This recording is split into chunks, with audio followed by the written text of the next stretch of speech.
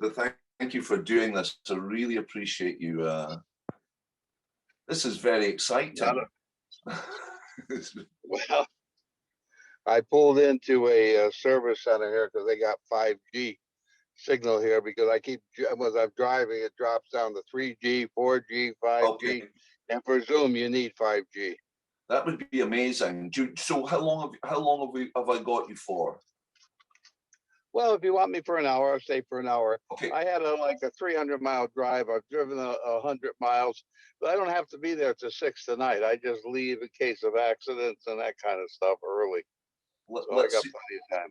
Let's see how we go, Vito. I've got a few questions. I was just really interested since we've exploded on this platform. I feel that there's been I don't know if there's been a rediscovery of certain elements of the literature. I think people are more interested now. I feel a lot more newcomers are really interested in chopping up the basic text and other aspects of the literature. And that got me thinking about you. Someone had passed me your spiritual principles a day, the worksheets.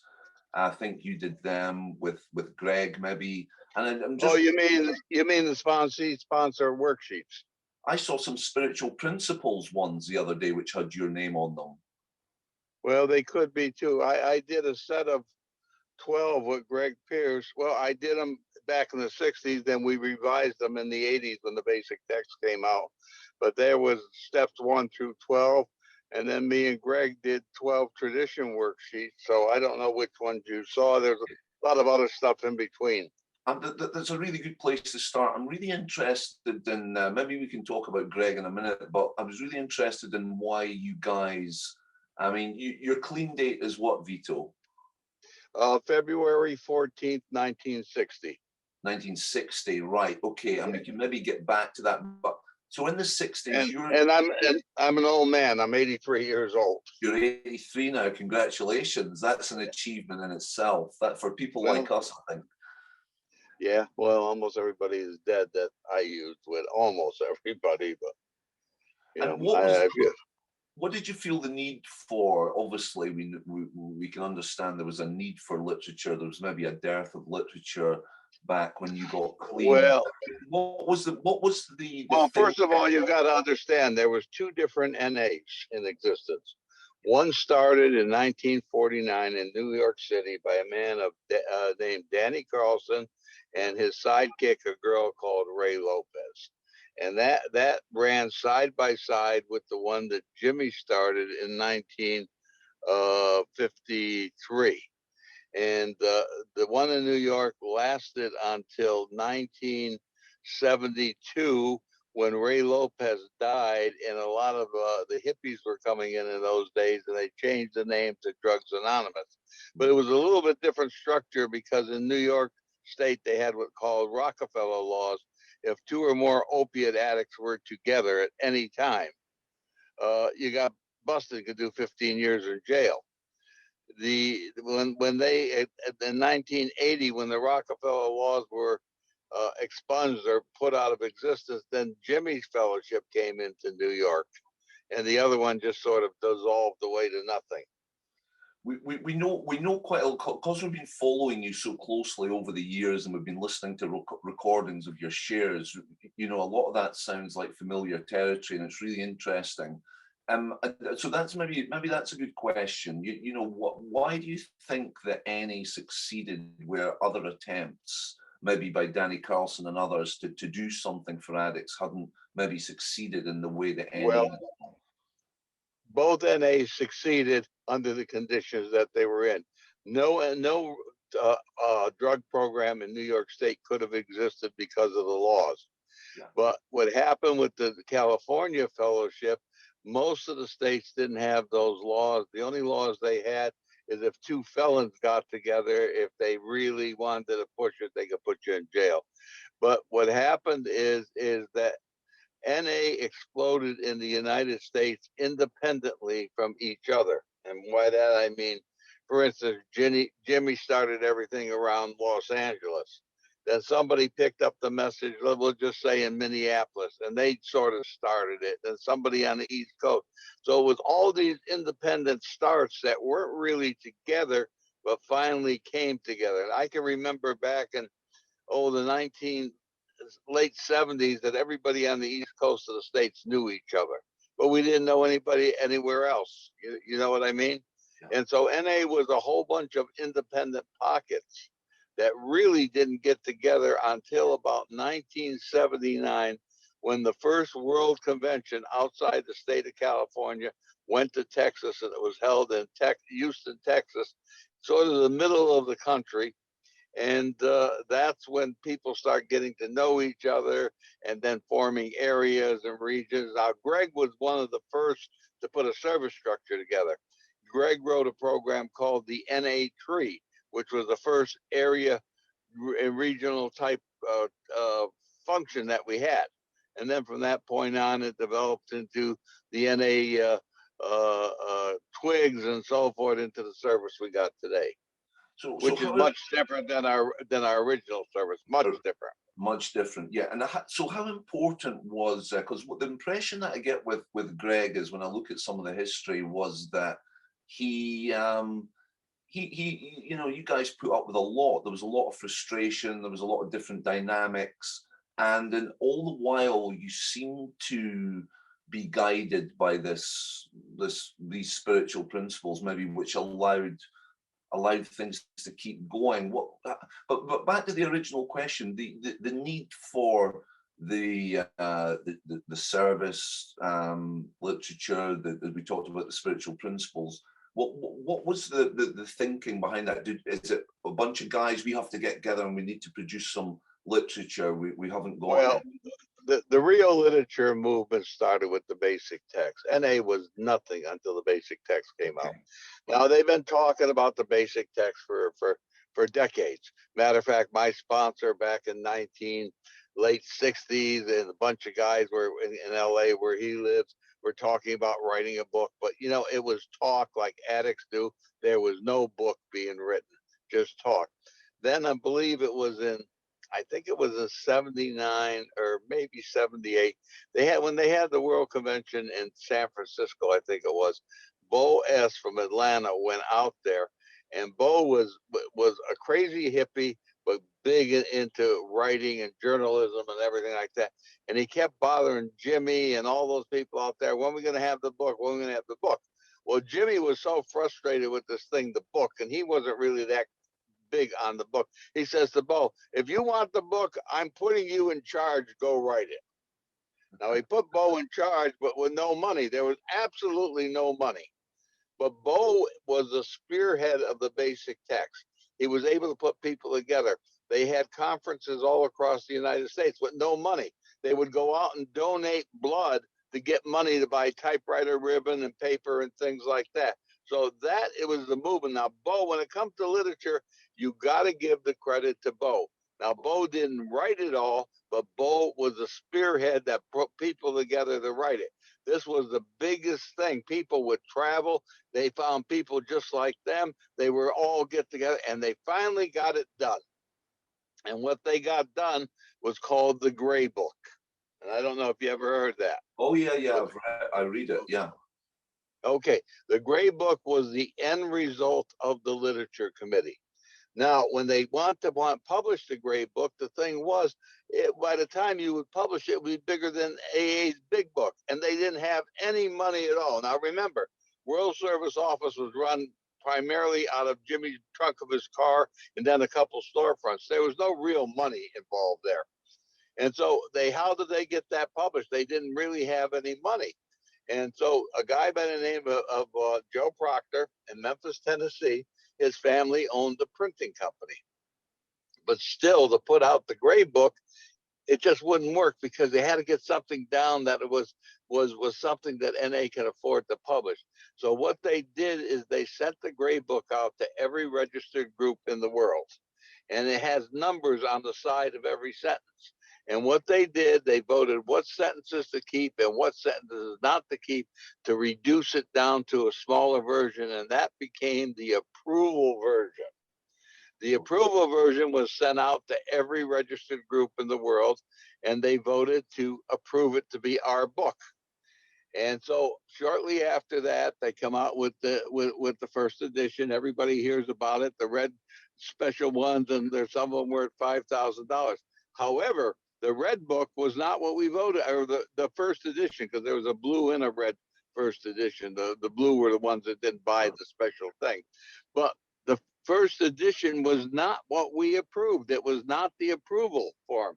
So when the fellowship found out that Jimmy went out and he put this first edition and he took certain things out of the book that he did not like, the fellowship went crazy and made them. The first edition was only out about 5 or 6 months, and they made them reprint what we approved, which was called the second edition.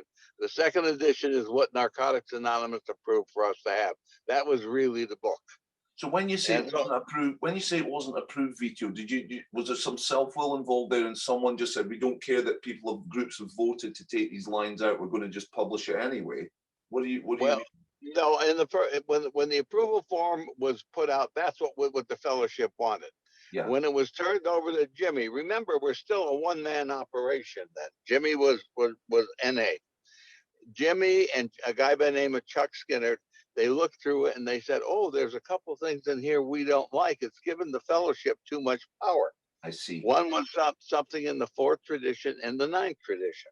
Mm-hmm. And they did not like it, so they pulled it out. And they printed it. And when it came out, it wasn't what the fellowship approved wasn't in there. So they had to recall all the first editions and print what we approved, which was the second edition. Well, the second edition gives NA what we as a fellowship wanted. It told them what was NA. In the 9th tradition, it talked about what was NA and what was not NA, what is NA as such, and all that. Well, some powers to be in California, and well, they're dead. I can mention the names. Jimmy was one of them, but primarily Chuck Skinner. They kept saying when it said what NA was, well, Jimmy, we can't do this because this is giving the groups all the power, and we won't have any power from like a central office. Yes. And so they formed the board of trustees, which is no longer in existence, and they manipulated to come out with the 3rd edition, which is the 3rd edition is nothing more than the stuff they took out of the 2nd edition that was really in the 1st edition. You follow me? Attic manipulation.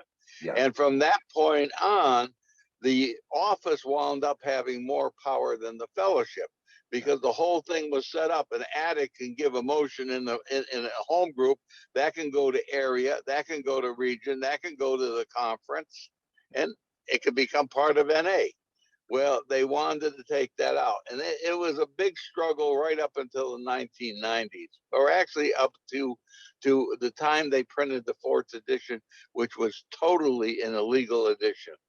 The World Service Office took money from the Hazleton rehab situation. I think it was $100,000. And Hazleton said to them, well, if you let us edit it because we think your book is stupid. Like there was phrases in there on one of the stories of pissing on Stalin's tomb and a whole bunch of things. And Hazleton said, you guys are like a bunch of clowns. And we can't give these people in our rehab. But if you would re-edit this and we'll give you $100,000, we will start buying your literature. Now, you remember the office and the fellowship are two different things. The office is about making money. The fellowship is a nonprofit type thing. Yeah. So they took it and they came out what was known as the 5th edition. Now, in the conference agenda report the year before, we gave the office the power to do some editorial changes. Well, they didn't do editorial changes. They rewritten a whole bunch of things. Again, when the fellowship found out, they went crazy. They had an inventory in the office of these books that they just had to burn to get rid of because they were called illegal. And there was a big thing going on. So finally, they came to what they called a agreement that they wouldn't bring the 3rd edition back out, but they would bring what was called the 5th edition out. And it would be a compromise of some of the things that was in the 4th edition and things in the 3rd edition. And then they said, we will put a moratorium on printing a new edition of basic text. And I forget how many years it is, but just expired recently. And that's kept the 5th edition out there for 20 some years or whatever it was. Then they came out with the 6th edition because the time lapse had come and so forth. The trouble is the World Service Office does not own the copyright for the basic text. Yeah. The basic text is owned by the fellowship in a court case that a guy by the name of Grateful Dave, and I don't know if you've ever heard that name, I have. and Billy Allen took the World Service Office to court in Philadelphia, and the judge ruled anything done for out of the cost of love, out of the heart, cannot be owned by the office. It belongs to the fellowship, the people that wrote it. However, if you pay somebody $1 to do any literature, then the office can own the copyright. And from that point on, we had paid writers, because the paid writers is so that they can own the copyright thing. Now, there's a hidden agenda going on within the fellowship now that a lot of people don't know, but the office wants to retire the basic text. Really? And I mean, right, retire it. This is a motion that's going to come up next year or the year after. They want to retire the basic text. So if they put it in retirement, what happens is you cannot use it at meetings anymore. It's not approved literature anymore. It's retired. And they want to come out with a new book and, of course, have paid writers in it. And so they'll own that copyright and it becomes a money cow. Okay. But this is a secret that's going on right now, and a lot of people don't know it.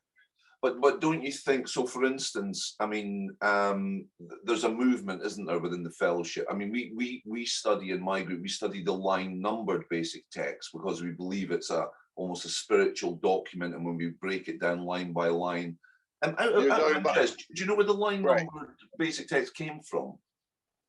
Well, the line numbers came from when the literature committee finished the writing, and the gray book came out, which is the end of the writing. And then they wanted to knock it down to a smaller size that they could afford to think. They started numbering every sentence so that when when the fellowship voted what to take out and keep out, the approval form was born. That's why the numbers were there originally. But so we have a 6th edition line number, as you know, and it's inadvertently. Yeah, I know, and that's something they just copied from the. First of all, the office hates the gray book because it was never copyrighted. They don't really own it. The fellowship does, so they say it's illegal. But they've seen the power that the line items in the gray book have, and they just stole the concept. The idea, the concept, and I believe a lot of ancient texts have been studied that way as well, because it really helps break it down word by word, line by line, and it's beautiful. But it seems to me when I look at the Grey Book, say the 12th tradition Grey Book version, there seems to be so much that was left on the chopping room floor, which is very valuable. Well, here was the deal. The deal was that if we cut the Grey Book back and come out with a basic text, then we could take the leftover material and become an advanced text. And so we would have 2 books out of it.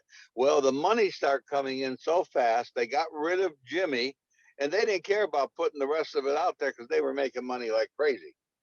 So how do you feel? I mean, for someone who was obviously a figurehead for the fellowship, how do you feel towards Jimmy today? Well, I was never a figurehead.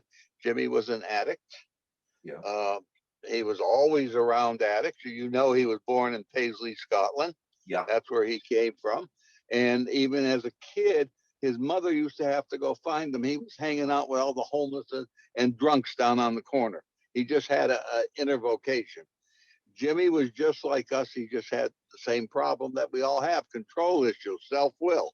And Jimmy was an addict, and that's the same thing. AA's Bill Wilson had the same thing. They were control addicts. We're all control people.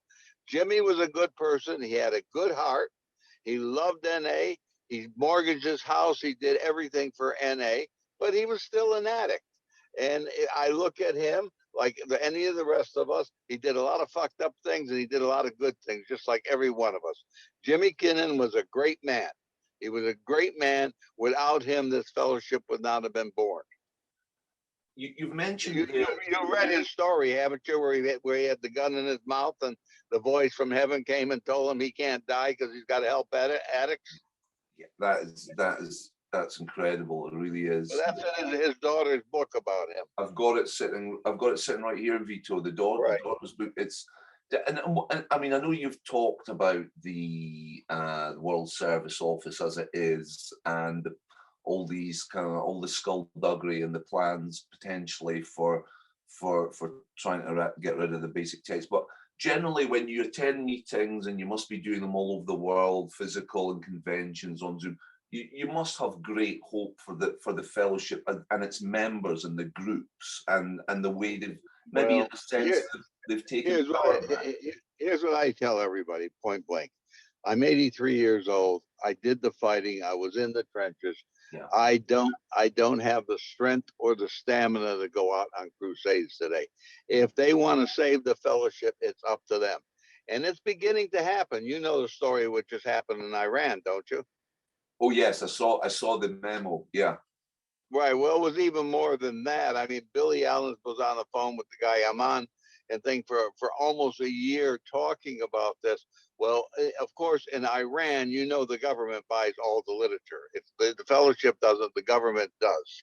Okay. And when they were talking, and a copy of the pay thing came out of the office of how much Anthony was making and Becky was making and the amount of expenses that they have, the government of Iran said to the fellowship there, well, first of all, we're not going to support those people with that kind of money because people in Iran can run a country on that. And they said, we don't give a damn about American copyright laws. Let them try to enforce it in Iran. And so once they told the fellowship that, the fellowship got together, and they're still NA, but the Iran region, it prints their own things. And if they're not welcome at the conference, they don't care. They're still the NA fellowship there, and that's it. Now, when China heard this, and China is an emerging fellowship, which also would be big bucks for the office, the Chinese fellowship, which is very small, looked at Iran and said, hell, we could do the same damn thing. Okay. So what's going to happen is people are going to wake up. Originally, and I don't know how long you've been around, in the UK, when they first started there in London, the London Service Office printed the basic text until the World Service stopped them from doing it. Yeah. It was a hardcover basic text. And that was what, in 86? I think it was 86, 87. But then they got in, they stopped them from doing. What's going to happen? And the guy who used to run the office, like Bob Stone. Bob Stone said at one point, if we don't allow ourselves to go the same direction as AA, and he was referring to AA allows their fellowship to print their own literature in every country because of the culture, the slang difference and everything, and make the money. And he says, someday it's going to wind up slapping us back in the face. Of course, he was fired the next year after he said that. And what's happening now, another 30 years after that, is showing up. People are slapping the World Service in the face because addicts should have the right to print their literature, make the money on that literature, and change the slangs in there to understand with their culture. An American culture writing about street language and so forth, even in the UK, you don't understand it because we have different slang. Yes. And you have different slang than us. Exactly. So moving from that maybe into the program. So as I told you, our groups, the line number 6th edition is our primary vehicle for recovery. If someone was coming around new now and was interested in the literature, where would you be directing them to get the purest form of the program, Vito? Well, first of all, I believe in following the law, following integrity and so forth. Right now, the 6th edition is our book, according to them.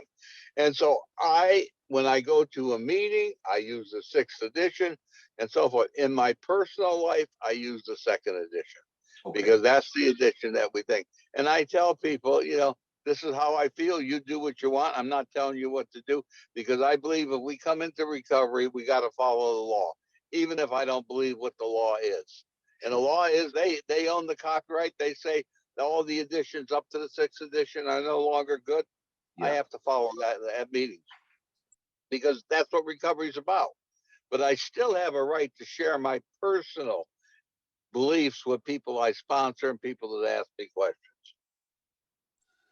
That's really interesting. So this is, I mean, this is like a conversation. So we're not in a meeting right now, although there's two addicts meeting here. But that's what I'm really interested. But we're not in it. We're not in an NA meeting. We're not a bunch of addicts talking around, and I can say anything I want. You can say when I go to anything an NA meeting, I have to respect the meeting. What? And between prayer to prayer, I respect the meeting. From prayer to prayer, precisely.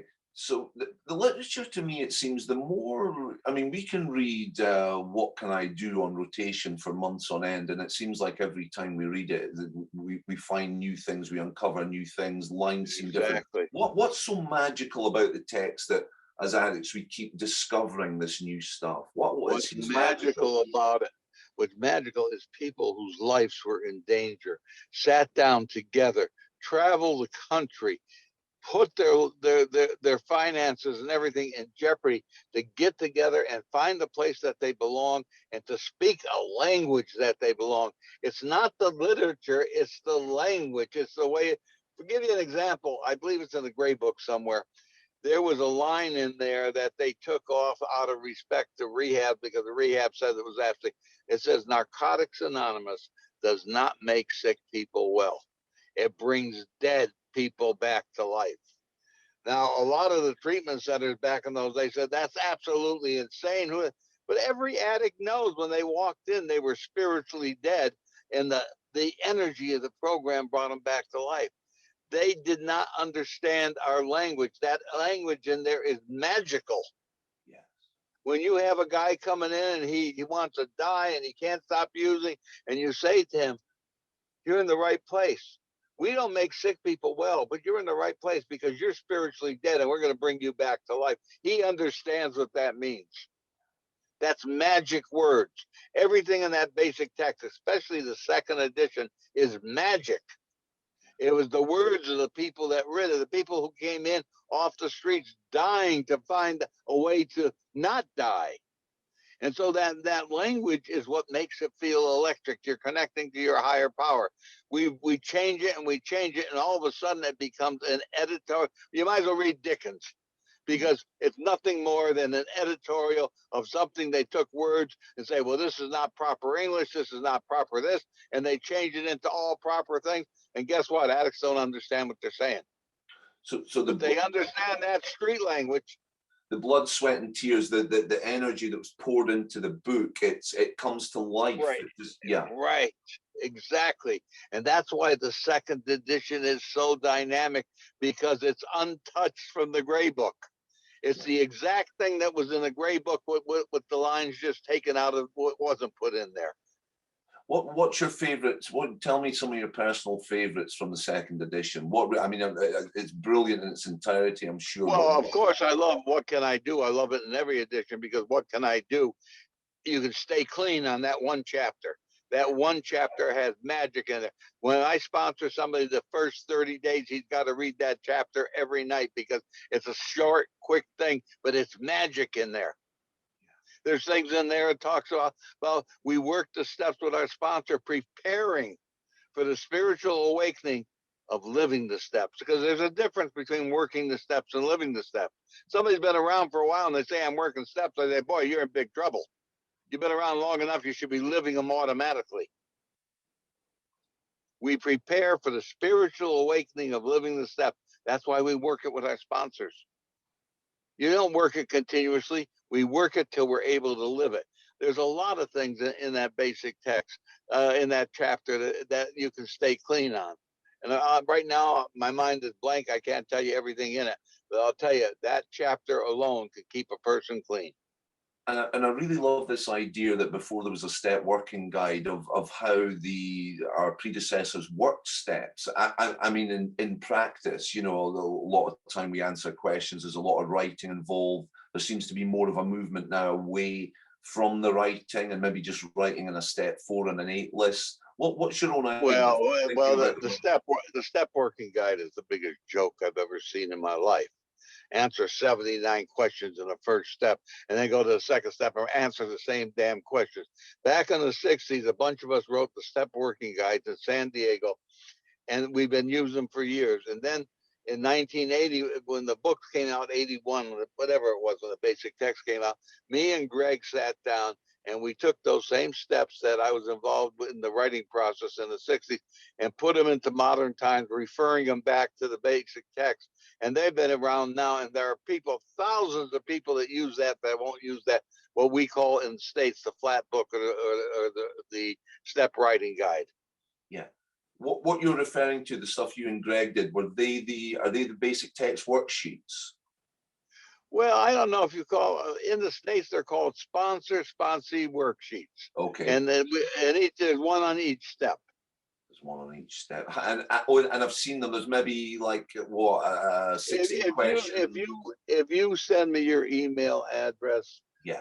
Next week, send it to me on WhatsApp, and I will email you both the tradition and the step worksheets.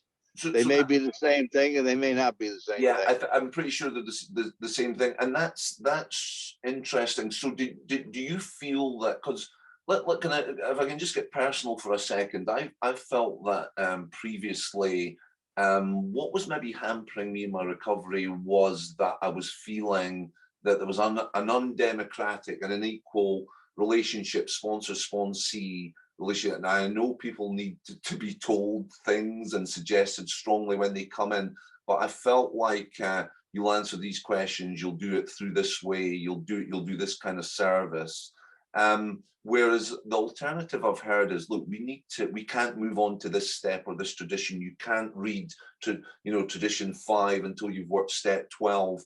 And it seemed to me that in the days gone by, it was really quite important to get an understanding of the steps and traditions, maybe in 6 months or 12 months. Well, I don't know about that, because when I came in, I was sicker than most. I didn't work the steps for 5 years. I didn't have a sponsor for 5 years. Okay. I wouldn't let anybody in this program sponsor me. I said, you sick people are going to sponsor me. And as far as I was concerned, everybody was using, and you were fake.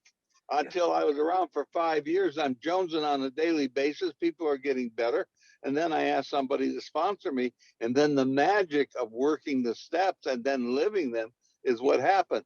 I don't believe there's a time limit on it. Everybody is different. Some people may take 5 years to work the steps. Other people can work all 12 and 6 months. The point is, you work it with a sponsor, and the sponsor doesn't tell you what to do. He suggests what you should do, and he'll say to you, point blank, if you don't follow these suggestions, this is probably what's going to happen, but we're going to still love you, and we'll start all over with them. If you don't want to work the steps, if you don't want to do it, if you want to take a shortcut, feel free to do it. We'll refund your misery to you, but we'll still be here to help you when you're ready to open up your mind. We're not going to tell you what to do. Just like in the basic text in how it works, it used to say the 12 suggestion steps or something like that, and they changed it in the 5th edition. I don't remember, but the point was they were saying the way it was written in the 2nd edition, it's like telling an addict what to do. Well, yeah, you're getting an airplane, you're going to jump out, you tell the guy, pull the ripcord after you count to 10 or 20, otherwise you'll fall to the ground and die. Yeah. Yeah, you can do it if you want. It's a suggestion. If you don't do it, you're going to die. Well, you tell an addict too. If you follow these suggestions, it's been proven by many addicts that if you don't follow, you'll probably relapse and some of you will die. But you're free to do that. This is not a cult. We're here to help each other. And if you don't want to do it, you're entitled, but we'll be here to help you after you fall on your face. Vito, I'm really interested in the principle of anonymity. Someone put it to me, the premise that we're on a journey from narcotics to anonymity, and that could be, that maybe the anonymity maybe sits alongside the F, freedom, capital F. Well, I think anonymity has been mind fucked so much. Anonymity really, what it means, first of all, if you're not in the you don't talk about who's in the meetings and so forth. But if I'm talking to somebody who's in Narcotics Anonymous and in the rooms, I don't see any anonymity of what was said in the rooms. We're all addicts. I think the anonymity is to bring this outside the rooms to people who are not addicts and screw people's lives up. But the true meaning of anonymity, I believe, is in the 11th step, where it talks about principles before personalities. The principle, for instance, let's say, and I've seen this back in Holland Park in London, When the fellowship first started in London, most of the people that were in NA there were the upper class, the lords, and they come to the meetings with their chauffeurs and everything. And people would say, well, they're rich addicts. Well, right there, you just violated their anonymity. They're addicts, not rich, poor. A movie star shows up in our rooms, and many do. And what happens is you see them there, and all of a sudden they can't recover because there's somebody different. Let a beautiful girl come into our meeting, and a guy say, let's pounce on her before she gets too well so we can fuck her. That is not allowing her to have her anonymity and allow the recovery. I'll give you an example. You're in UK, so you don't know much about baseball. But we had a baseball player in the United States by the name of Dale Strawberry. He played for the Yankees. He was a first-class, real screwed up addict, and he ruined his career. And he was one of the best players in the world. Well, he tried getting clean in the church. It didn't happen. The Yankees gave him a couple contracts later. He screwed it up. Well, he came to NA. And when he came to NA, everybody wants his autograph and everything. The guy could not recover. He could not recover. And he was here in Florida. And so he was going to go start a baseball camp in Missouri. And I said to him, I said, Daryl, when you get out there, introduce yourself to everybody as D. Play. Don't say Daryl. They'll put it together. You say your name's Daryl and you got a baseball camp, they'll know who you are. Just say my name is D and you'll be able to. And he went out there and he started practicing that anonymity. He's just an addict called D. And he now has a number of years. Anonymity is allowing people to come to meetings and be themselves and recover. Beautiful girl comes in, she's got the right to recover and not be hit by a guy and not look like a beautiful piece of ass. She's an addict seeking recovery. A movie star comes in, they're an addict seeking recovery. A wealthy person comes in with the Rolls Royce, they're an addict seeking recovery. That's the whole thing of the principle before the personality. Personality is their outside thing, good looking, rich, all that. The principle is we're all addicts, and that's what real anonymity is. Beautiful. I love that explanation. And just moving on from that, our symbol. How important is our symbol? Well, our symbol is really quite important. A lot of people don't know it. That was developed by Greg when he was in the hospital. And, it's a takeoff on the AA symbol, but it has a deeper meaning. And if you ever take that symbol and put it into 3D and have the platform, the broad circle, the pyramid and everything, you can see the power of that symbol when it's put into 3D. Yeah. I don't know if you've ever seen it, but I've been to groups where they've actually had it built and it's sitting in on the meeting, and it's really has a lot of power when you look at it from that point of view. Looking at a piece of paper is kind of flat, and you don't really get the full impact of it. Greg was one of the first real intelligent people that came into the program. And when I say intelligent, I don't mean other people were stupid, but he came in educated. He came in a suit and tie. He was not the normal American addict that came in. What was his background, Vito, Greg? I mean, well, he when he died, he was a counselor in a youthful jail, and his education was into social work. But he was considered the ancestor, the successor to Jimmy K when he died. He was like Jimmy's son. And a lot of people said that he was a Judas thing. He set up the deal of locking the off. None of that was true. But he got blamed for it. Betty blamed him. Jimmy blamed him. And unfortunately, when Jimmy passed on, there was still the big rift between Greg and Jimmy, and Greg was blamed for a lot of things that he had nothing to do with. Okay. So there was was Jimmy Greg's sponsor at one time? At one time, yes. Oh, that's and after that, Greg was sponsored by Bob Barrett. So was I. He was my sponsee brother at that time. And Bob sponsored me for, I think, about 35 years before he passed on. So maybe that's a good opportunity to talk about sponsorship. What would you say were what would make a good sponsor, Vito? Well, somebody that knows that a newcomer needs to be sponsored different than somebody with time. A lot of people with time can't do newcomers because there's a whole different dynamic in culture and living. For instance, When I was new in recovery, the first couple of years or so forth, I could take a call at 3 in the morning, at 4 in the meeting, and be available to spoon feed a newcomer.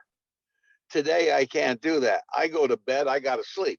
It's just a way of life. I'm older now. I can't stay up all night long thing. So I only sponsor one newcomer per year until they get a year. But they are all told you got to build up a network of people that have a year, 2, 3 years that can stay up, don't have jobs, that can take your calls in the middle of the night. I'm not available 24 hours. That's newcomers. Then when you get some time, and I'd say 5 years and above, I sponsor them different. And when I got people that got decades clean, it's like a check-in thing. Just like I call my sponsor once a month. Hey, how you doing? This is what's happening. Is your sponsor in Florida too? Pardon? No, my sponsor's in California, Los Angeles. Los Angeles. That's amazing. That's Norman S. Oh, Norm S. Amazing. So, and you obviously still attend meetings? Oh, I go to at least 3 meetings per week. Some weeks 4. That's interesting. So you're how many years clean now? 60? 62. 62 and still doing 3 meetings a week. Well, I'm driving 300 miles to speak at some little tiny function of probably 30 people up 300 miles north of where I live. So it's really, but this if you were talking to a newcomer and talking about this this concept of service, and here you are, 62 years still doing service. How important is that to your recovery? Well, number one, it's important that I stay clean because I'm plugged in. If if you don't get too far away from the program, you're always in there if somebody can call you on your shit. The second thing is I'm 83 years old. If I don't have a purpose to live, I'll die.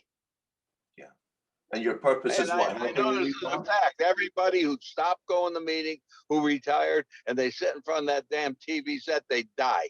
You got to have a purpose. You got to get up. The body has to have the life force going through you. You stop giving, you stop serving humanity, you're gone, brother. There's a line actually I'm thinking, something with relation to the symbol, the purest expression of goodwill is our desire to, I'm paraphrasing now, for the newcomer to find the freedom that we found. Do you still feel that acutely? Yeah. The freedom that I have in life. Listen, I came in here out of a dumpster. I lived in a dumpster for years, and I came out of there, and then surely, first 5 years, just hung on. You couldn't tell me what to do. I knew everything. And then after 5 years working the thing, I went back to school. I wound up getting a bachelor's degree, a master's, and I got 2, 3 doctorates. This is all because of the program, because I was plugged in. And when I had bad times, there were people there to tell me what I was doing wrong and to tell me to get back on track. And so this program gave me a life per se, not only a physical life, a life that I could live to have a little bit of quality in my life and enjoy the freedoms of being a human being that didn't have to pinch pennies like I did when I came in, living in a dumpster eating garbage. So this program is life-giving. And sometimes I see these newer addicts come in and they don't really hit the hard bottoms that we did. And I feel sorry for them. Not that they have it a little easier. Sometimes I remember people sleeping on my couch, detoxing there, even people stealing my TV and stuff like that. But they hit that hard bottom. And then when they got out of it, they wanted to stay clean. They went through the terrible things. Today, I see people come in and it's like a soft bottom. They're in and out forever and ever. I heard people go to me, this is my 30th rehab. Yeah. I mean, come on. And I think we baby people too much. We need to tell them exactly the way it is. Hey, do what you want. You want to go out there and use, I'll gladly be here when you get back to welcome you back. Or if I get to know you a little bit, I might even go to your funeral. Yeah. But I've gone to meetings now where somebody come up to me and say, oh, you got a lot of time. Don't give me this shit about steps and higher power. This is our fellowship now. You had it. We don't really even need you. And I'll just sit around and say, I earned my seat and you and nobody else is going to throw me out. Sure. And I'll be there to welcome you when you come back. Yeah, okay, I hear you. And does the fellowship still need to evolve, or do we have everything we need now? Does it? I mean, in this new age of technology and everything, where I'm just, is there anything? Well, I don't know how it's going to evolve, but just take a look. We had this worldwide pandemic. Yeah. And meetings were closed. All of a sudden, we evolved into Zoom. Yeah. If you asked me that question 5 years ago, I wouldn't know what even to say. This world is going to change again. And who knows? There are other things that may happen. And it's going to evolve into be able to live in a life. I mean, when we went back in the 1950s, what did we have? TV was just coming out in the States. I mean, I know it was invented in the 30s, but it wasn't for the masses. People didn't know what to do. They didn't communicate the same way. And then all of a sudden in the 60s, they didn't even have to go to the movies anymore. Entertainment was in their home. And the life evolved, but yet NA stayed around and we evolved too, because the nature of the attic will never change. Earth will change, society will change, but the nature of the attic won't change. Look at Iran. They're a closed dictatorship. It's a religious run country, but yet addiction is still there, still there. They work under different circumstances, because my understanding is after the third relapse, once you're in the program, it's either death or life imprisonment. So, but they still relapse there. So life changes. So we would adapt. I have a lot of friends in Russia. And look what's going on in Russia right now. But the fellowship there is a great fellowship. It's a great fellowship. And they really, really have some good meetings and so forth. And they want recovery. So it doesn't matter. They're in a place now, they're cut off from the rest of the world. Now, WhatsApp, I still talk to my sponsees in Russia, and they're still doing the same damn thing. They're going to meetings and paying attention to their program. And they all say, we're not paying what's going on in the world. We ain't got time for that. We want to stay recovered. We start focusing on what's going on, we're going to get scared and use. Yeah. So matter what happens with the world, whatever happens with the World Service Office, what happens on this earth, the members and the groups. The most important factor in Narcotics Anonymous is the home group. I don't care how much money the World Service Office ciphers out, pays people, and manipulation and their literature and everything. The home group is still the place where people recover. Yeah. That has not changed. And that's NA as such. NA as such is the recovery meeting. That can never, never, never be organized. That's there for our experience, strength, and hope. We don't stop a recovery meeting in the middle and say, we're going to vote on buying coffee this month and how much rent we're going to pay. That's the steering committee does when the meeting's over. NA as such is that recovery meeting, and that can never be organized. It's there for one thing: experience, strength, and hope, and nothing else. I think that, and of course, the second edition explains that a little bit more. Yes, that's what I was away to say. There was that bit where it talked about this isn't any. What this the committees aren't any. The conventions aren't any. Any as such is the therapeutic value of whatever. That's the second edition. Yeah, directly out of the Gray Book. That's where the controversy was, I think, wasn't it? That's the controversy, which Chuck Skinner talked Jimmy into come. We don't need this and so forth. They're going to take control of the fellowship, and we're not going to have control of it.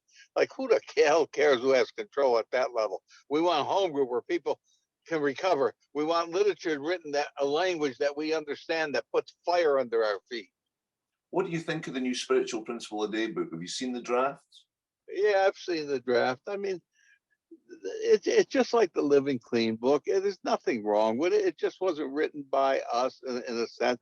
They put input into it. And then I can't remember her name in Albuquerque, New Mexico. She's the one that put Living Clean. All the input went on her desk. She took what she wanted, threw the rest away, put her own thoughts into it. But it wasn't that real street thing of addicts sitting there and copy and paste. And I mean copy and paste the old way, scissors, glue, and so forth. Somebody says a line and say, oh, yeah, that's wonderful. And everybody in the room says, yes, yes, yes. And we paste it. Here you're giving a professional writer who's using an intellect to write. It doesn't jump out at you. Good stuff in it. Living Clean has good stuff in it. The new spiritual book has good stuff in it. but it's not jumping out at you because it's not that street level where you're sitting in a room and access. Oh yeah, oh I never heard that. Oh, that sounds good, and people's the tingling in their arms. Yeah, we got to put that down. There's a difference, because when you get a bunch of addicts together and you start throwing ideas around and put it down on paper, it may not be grammatically correct, but it's damn powerful. And the basic text, the second edition, is not grammatically correct. And if you take somebody who's good in English literature, they'll say what a piece of shit it is from the English written part of it. But as far as the spiritual part, the energy, it's fantastic. It's alive. And of course, it's group conscience, isn't it? Right. And I mean, you're a journalist. You know the difference between bad English and good English. But when it comes to addicts seeking recovery, you can write the best English in the world. If it's not jumping out at you, it doesn't mean anything. No, I hear you on that. I reckon we've maybe got about 10 minutes left, Vito. So Okay. maybe we'll start talking about your. There's one thing I want to ask you. I'm just going to go a little bit left field. I once heard you share, and I'd never heard you share this before, though, but I've maybe heard you share half a dozen times. And you were talking about, this is back in your using, and you mentioned that you were in Cuba when the fall of Batista. And I really love to unpack that a little bit. That sounded like quite an adventure. Well, it was back in those days. The mafia used to send heroin to Cuba in big barrels of flour, which they made pizza from. And there was a little section of Havana that was Little Italy, and of course the hotel. And what they would do is they would bring the heroin into the U.S. through Cuba, because it was 90 miles off the coast of Florida. And there used to be ferry boats where you drive your car on and you go right in from Key West into Havana and drive off. Or if you didn't go by car, you just get on as a passenger sitting on that ferry boat and you'd get there. So I grew up in New York City. So I was, part of my job when I was working for the mob was I would go to, as a young, late teens, I would go to take the Greyhound bus down to Florida, get on the ferry boat, go into Cuba, pick up the heroin, have it in a picnic basket with a false bottom and sandwiches on top. I would get on the ferry boat, and customs back then is a lot different than when, hey kid, I was at my grandmother's in Cuba and so forth, and I'm going back. And I would go every 2 weeks and bring heroin back. And of course, I was there the night that the Castro troops were coming in, and I couldn't get out. And if there was the last ferry boat, I was able to jump it. I didn't have my stash of heroin to bring back. And of course, the mob in Florida was not happy about it, even though they knew what happened, kicked the shit out of me, and make an example. And that was one of the things that would help decide me to start getting clean, because I went downhill very fast after that. I mean, as a teenager, I had gold, I had everything. After that, I wound up in a dumpster hiding from them. Yeah, you were in the neighborhood. Were you around kind of connected guys? Well, when I grew up in Little Italy in the Bronx, which is it's called the Arthur Avenue neighborhood, and that was all mob. Back then in the U.S., there was all ethnic neighborhoods. For instance, the Irish and the Scots lived in a Celtic neighborhood. The Polish lived in a Polish neighborhood, the Irish in a neighborhood, Italian in a different neighborhood. And everything was like a regular little country. It's not that way now. With the Hispanics it is, but not with everybody else. And so you stayed in your neighborhood. They didn't even speak English in your neighborhood. And in the Italian neighborhoods, that's where the mobs flourished. There was no police that would come in. They were all paid off to stay out. And so all the kids coming up, their examples were the mob guys, because they were making the money. All the other people were going to work, scrubbing floors and everything. Nobody wanted to be like them. They want to be like the mob guys standing on the street with all their gold. I'm also really interested to hear about, you've been in recovery for 62 years. And when you look back over your recovery, can you do any high points come to mind? I mean, like movements or things you were part of with Greg, maybe literature. Well, I don't know with that much with Greg. We just revise the steps. We did tradition worksheets. Me and Greg used to do it, what I call a dog and pony show throughout the southern states when I moved down to North Carolina and he was in Tennessee. And we go around 2-3 times a month doing this big tradition workshops, which we stopped doing it in the 90s. I still have one set of tapes from it. And we did a lot of that. Greg was big on literature and so forth, but we wanted to do tradition workshops because nobody understood the tradition. One of the big mistakes that NA made is when they got permission from AA to revise the steps and traditions, they also got permission to take the long form of the traditions from AA and revise it. And they never did it. Because in the long form of AA's traditions, it really explains better what they are. Yeah. I don't know if you've ever seen them.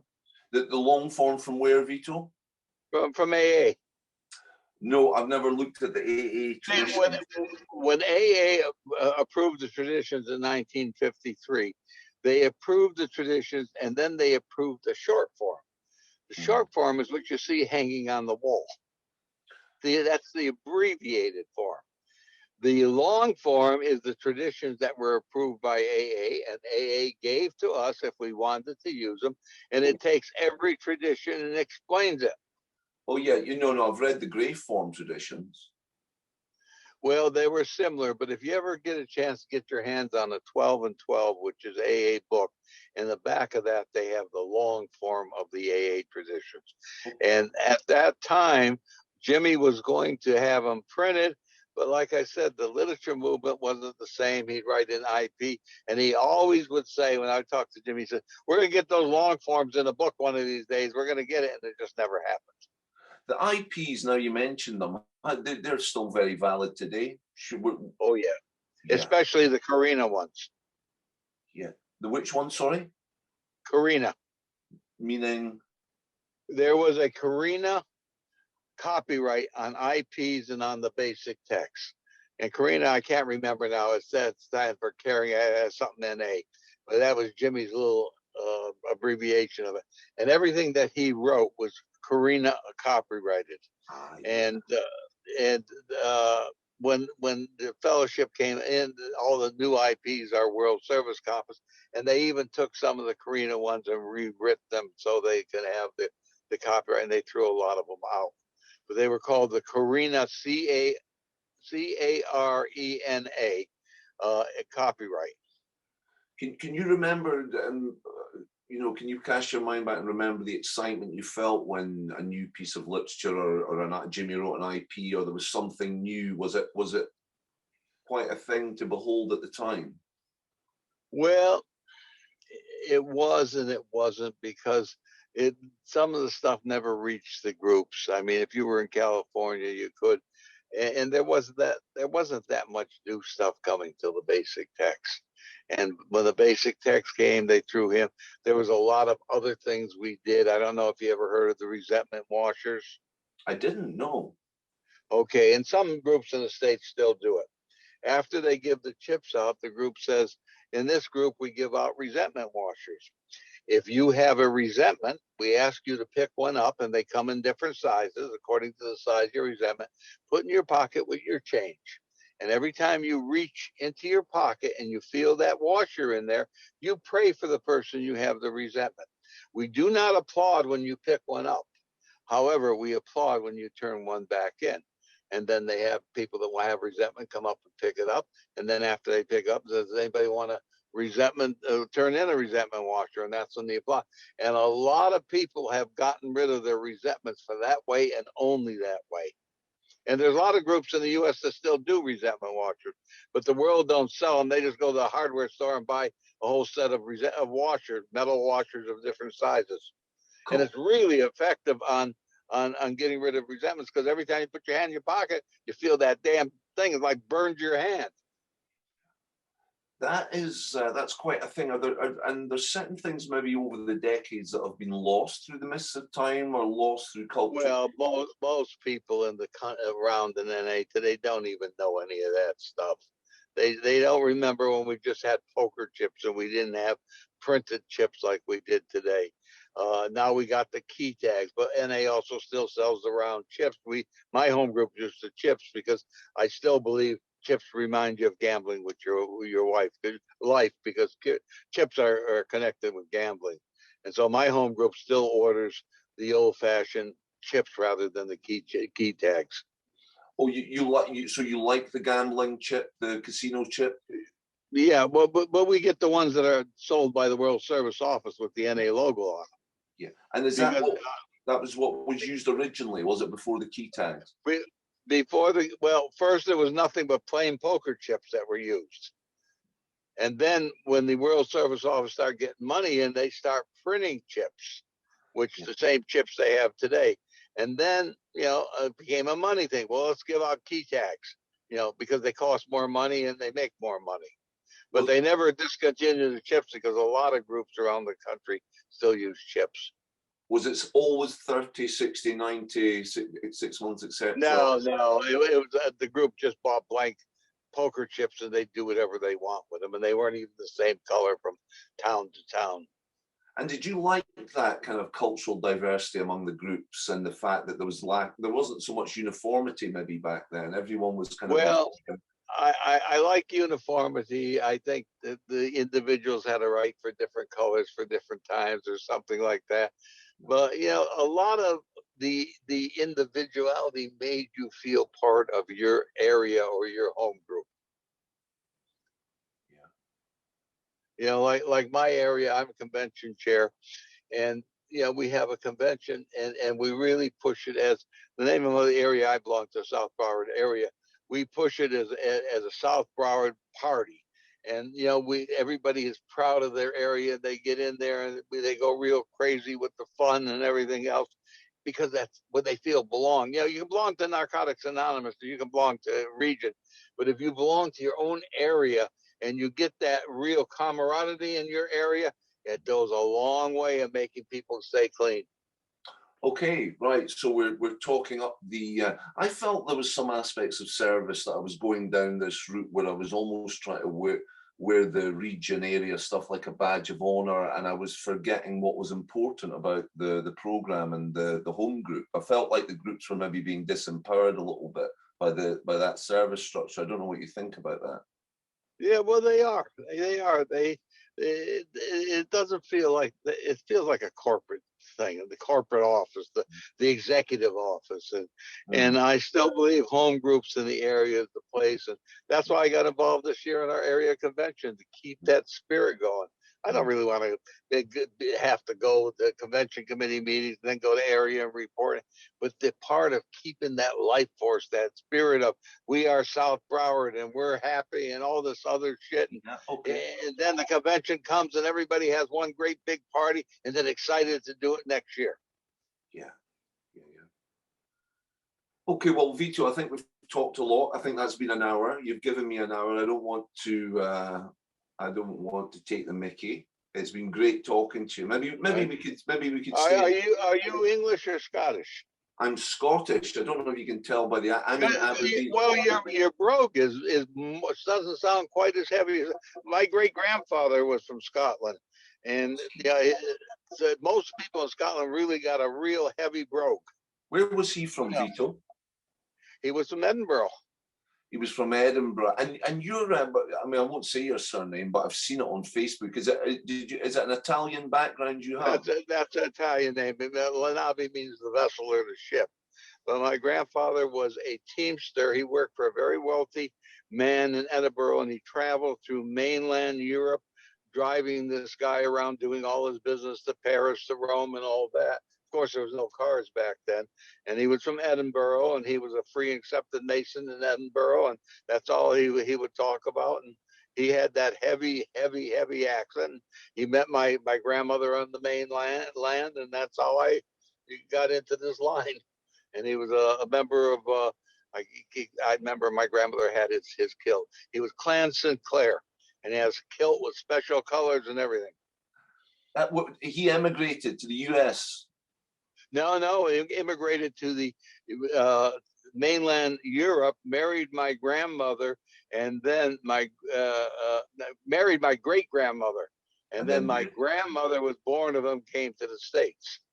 Ah, interesting. When did she come to so she was Scots? Well, yeah, she came, I think, around 1910, 1912, somewhere around there. And their last name, I don't even know how it's spelled. It's a funny sounding name. It's either Loby or Labai or something like that, but it was a Scottish name. And I remember she used to always talk about showing me the kilt. That's my father's kilt. He was Clan Sinclair. That means something. Yeah. Wow. I don't know what it means, but she was very proud that he was from and she was part of Clan Sinclair. So I guess in Scotland you have a lot of different clans. Different clans. Have you made it over to Scotland ever, Vito? I have never been. I lived in the UK for a while. I lived in Manchester.